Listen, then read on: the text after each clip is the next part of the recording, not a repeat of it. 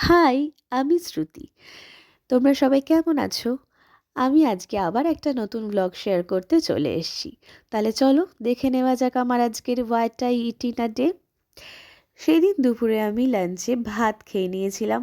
ভাতের সাথে ছিল গরম গরম কুচো চিংড়ির বড়া। গরম গরম ধোয়া ওঠা ভাতের সাথে কুচো চিংড়ির বড়া খেতে কিন্তু বেশ লাগে।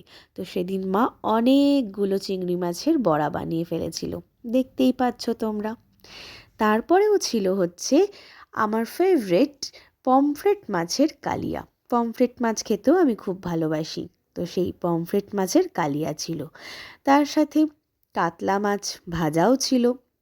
আমি কিন্তু সব মাছ খাই না, গুনে গুনে একদম 6 রকমের মাছ খাই।